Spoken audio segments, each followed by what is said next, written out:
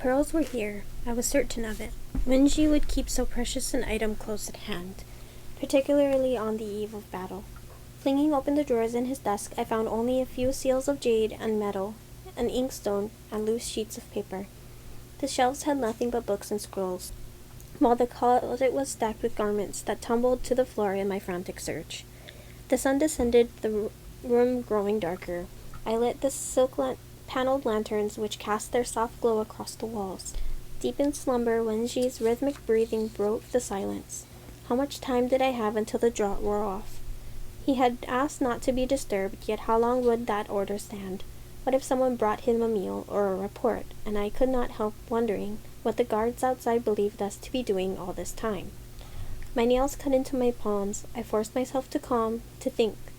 In Xiang Liu's lair, I had somehow sensed the jade dragon bow's presence. Closing my eyes, I focused on drowning out the powerful thrum of Wenji's aura, reaching out with my senses as I did when taking a particularly challenging shot.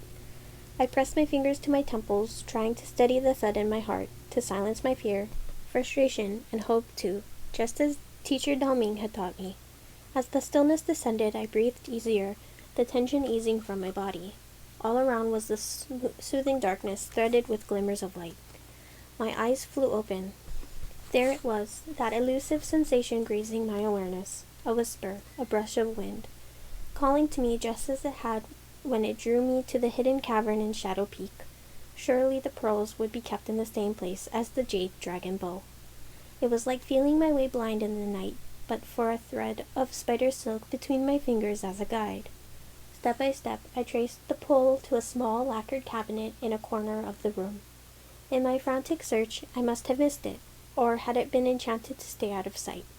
I dashed to it and tugged the handles, only to find it secured with a heavy brass lock. Impatient now, I snatched up my sword and sawed at the hinges as hard as I could. The wood was sturdy, and it took time, splinters piercing my skin before the panel broke and swung free. Someone cleared his throat behind me, a deliberate sound crawling with menace. I spun around, afraid to find Wenji waking up, only to look into the gloating yellow orbs of Prince Wenshuang.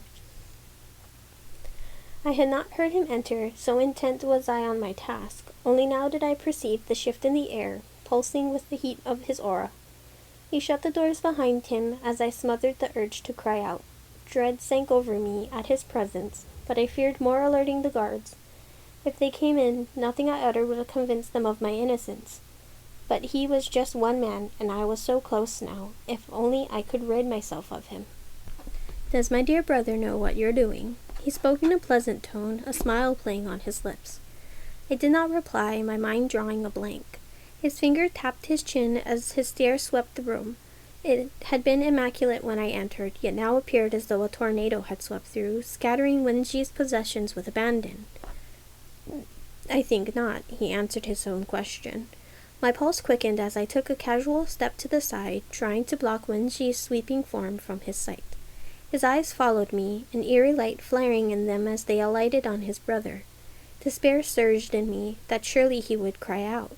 I would have no choice but to attack him, as guards poured into the room at the first clash of metal. I would be imprisoned or killed, leaving the dragons to be enslaved, and my mother trapped forever, and Li Wei and the Celestial Army would perish. Without warning, his magic surged through the air, the walls of the room shimmering with translucent light that sank into the crevices between the windows and doors. A coldness formed in the pit of my stomach, like I had swallowed a chunk of ice. I knew this enchantment. I had woven it once before to prevent my music from drifting across the courtyard of eternal tranquility. Even if I screamed until my throat was hoarse, the guards outside would hear nothing but the rustling wind. The thought heartened yet terrified me. "What are you doing?" I was glad my confusion masked my fear, and it helped that I was unfeigned. Even though the room was silenced and my bow was just a quick lunge away, I dared not risk him discovering the pearls. Not while his magic rippled off him while mine was still bound. "You have my deepest thanks. I have long wished for this moment. It wasn't enough for my little brother to be revered and praised by all. He had to steal my birthright too." His hands bunched into fists by his sides. I stepped away from him, closer to the lacquered cabinet. He cocked his head at me. "I'm so grateful, I'll even let you flee." It would save me the trouble of disposing of you, and it would strengthen my story. I froze. Story? Everyone will weep at the tragic tale, how the celestial spy, the one my stupid half-brother fell in love with, betrayed and killed him. His lips curved wider in a vicious smile. You're going to kill him? Your brother. And blame me for it? Despite my anger at Wenji, my heart twisted at the thought. Half-brother, he corrected me coldly, echoing Wenji's own disdain at their kinship. What's the matter? Don't you want to escape? Don't you hate him? Isn't that why you did all this? His arms swept across the room. Without waiting for my answer, he drew his sword and stalked toward Wenji. Chaos erupted in my mind. I hated Wenji, I reminded myself. For all he had done, for all he had planned to do, I loathed and despised him and wanted nothing more than to escape. Yet could I really stand by and let him get murdered without a chance to defend himself?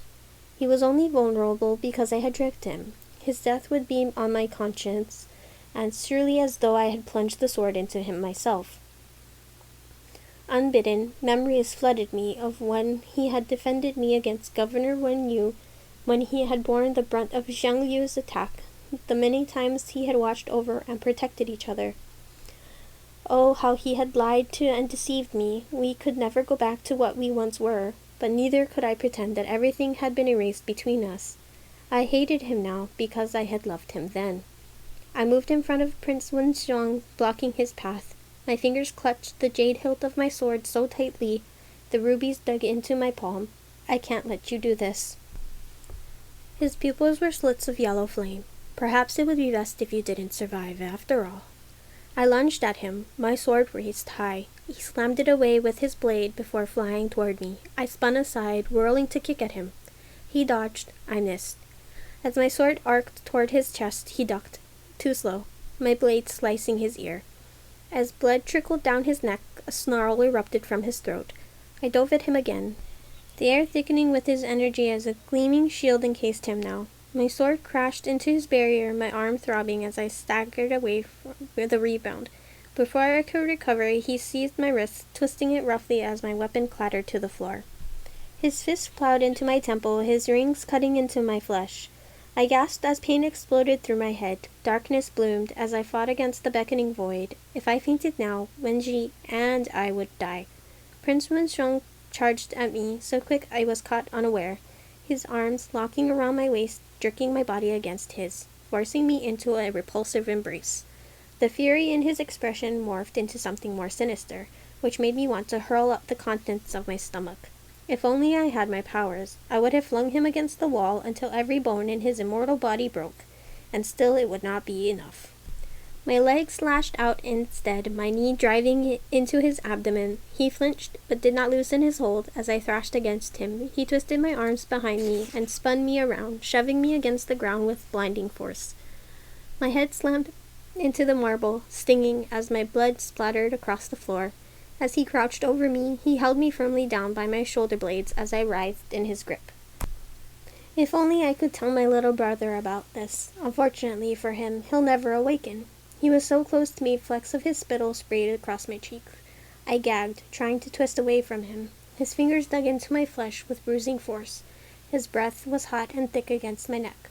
Fear racked me as the thought flitted across my mind, that maybe death might be a mercy after all.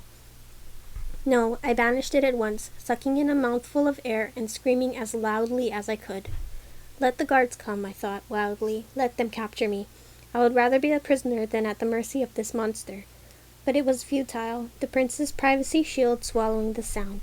Yet I did not stop. What had begun as a hollow cry of fear morphing into a bellow of white-hot rage, burning away my terror, kindling the fire in me that I would fight. Prince Wenxiong jerked away, perhaps disconcerted by the ferocity in my voice, just for a heartbeat, but it was enough. I struck then, bashing the back of my head into his face with all the force I could muster. A crack ripped the air. He released me with a curse, pressing his hand to his nose to stem the gush of blood. Leaping to my feet, I grabbed my sword from the ground and swung it at him. He went scarlet with rage as light sparked from his palm, a bolt of flame already streaking my way. My sword flashed up, blocking his attack, tendrils of fire crackling along the blade which shattered it into silver shards. I did not pause, dropping down to slide across the marble floor, kicking his legs out from under him. He fell with a thump, groaning where he lay. I searched frantically for another weapon, not daring to look away from him. Already he was scrambling up, his expression one of murderous fury. My blade was destroyed, yet the jade hilt in my grip was heavy, encrusted with gems. Raising it high, I smashed it against his temple with all my might, and then again it struck with a sickening crunch, his eyes widening before they fluttered shut. I panted, fighting the urge to retch as I dropped the hilt. Blood poured from the gash on his forehead. If he were mortal, my blow would have crushed his skull like a soft-boiled egg.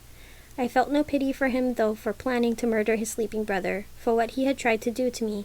A part of me wondered, should I kill him? All it would take was a single arrow from my bow. Racing to the cabinet, I pried the remnants of its door apart. Carefully as I could not drop my guard.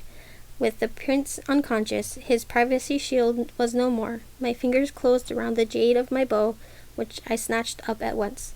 Sweeping aside the debris, I plunged my hand in deeper to find a small wooden box. As I flipped the lid open, the pearls glowed back at me, luminous and bright. I could have laughed aloud from the relief. Plucking out the one that gleamed with midnight fire, I held it up, whispering the black dragon's name, praying the wind would carry my words swiftly to the eastern sea. A groan pricked my ears. I whirled to see Wenji stirring, his head swinging from side to side like he was suffering some restless dream. The draught was wearing off.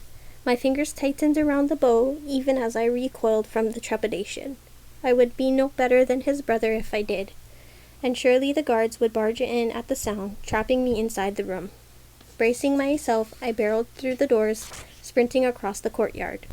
Startled cries erupted behind me from the soldiers caught unaware by my sudden dash. Their stupor didn't last, the coils of their power already surging forth to catch me. Worse yet, a familiar voice called my name in a desperate cry. Wenji. Fully awake now and racing after me, his long legs outpacing mine with every step. The air shimmered with his magic, flecks of ice glistening in the air. I swung sharply down another path, evading his enchantment, but a wall loomed before me, its smooth stone impossible to scale. Footsteps thudded louder. They were almost upon me. Leaping onto one of the marble pillars, I clambered up it, using the ornate lattice work as a foothold. I had enough practice doing so in the Jade Palace. On the rooftop, I drew the jade dragon bow, almost weeping at the familiar crackle of its power. With my energy still bound, the string was stiff as it cut into my fingers, the sky fire a shadow of its former might. I could only pray it would suffice as I aimed it downward, at the enemy who would emerge at any moment. My insides wound tight at the thought of having to release it. But then the pine trees shuddered, bent over by a gust of wind, which tore their fragrant needles free, blanketing the grass. The waning moon vanished, hidden behind the shadowy creature that descended toward me, its amber eyes glowing like two stars in the sky. The black dragon, its immense form undulating as it hovered above. Wenji appeared, climbing up with agile grace. He moved toward me, only halting at the sight of the blazing arrow aimed at his chest. I should sink this into your wicked heart. His gaze burned into me as he took a step closer. Why don't you then? I gripped the bow tighter, holding the arrow steady. It would be so easy to release it. He was awake. He was baiting me. There was no dishonor in this, yet why did I hesitate? Shouts from below caught my attention. Clouds swooped down from the sky, summoned by his soldiers. Soon they would ascend and give chase. The sky was no longer impenetrably dark, splintered by slivers of light. Dawn was almost upon us. Soon the celestial army would march, and I was running out of time. My fingers loosened on the string. The arrow disappeared. I spun on my heel, racing across the roof, leaping off the end as my legs arced in the air. My hand grasped a golden claw, straining to hold on as the dragon's tail coiled around my waist to lift me upon its back. Through the delicate fabric of my robe, its scales were as hard and cold as stone.